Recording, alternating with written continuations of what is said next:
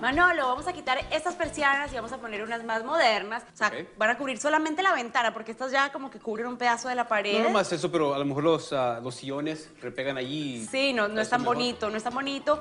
Además que va a dar la luz perfecto, que puedas controlar cuánta luz entra. Sobre todo para un cuarto de televisión es muy importante que puedas controlar la luz. ¿Sí te acuerdas cómo removerla? Sí, me dijiste que hay unos clips, simplemente los subo ya. A ver qué tan fácil es. Yo voy a tener casi todo el soporte. ¿Estás listo? Nomás desengánchala, ¿ah? Ok.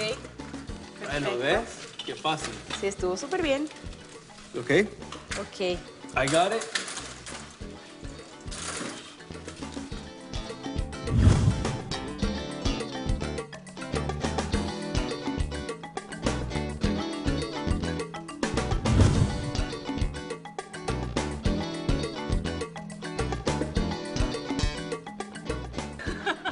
¿Por qué no me das una mano aquí? Mejor. Okay. Mejor, dale. ¿Cómo te ayudo? ¿Poner uno? Sí. A ver, tú nomás controla el taladro. Okay. Cuidado con tus deditos, por favor. A ver, con cuidado. A ver, quita la mano que me preocupa. Yo la pongo, tranquilo. Bueno, pues dale.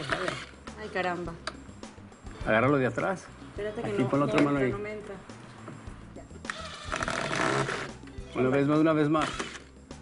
Una vez más. Ahí está. ¿Ves? ¿Estamos listos? Bueno. Ok, ahora la persiana y listo. Dame esto. La encajamos ahí. Lo que va a ir, se pone primero acá donde está el plástico blanco y después nomás se oprime para adentro. Ok. ¿Lista? Agárrale. Perfecto. No. Mira, ahí. Aquí. Ahora nomás se oprime para adentro. Ya. ¿Estamos? Ya. Perfecto. Ahora te doy el honor de estirarla para abajo. El honor, ok. ¡Churún! Muy bien. Ya tenemos persianas. Me encanta que no cubren toda la pared.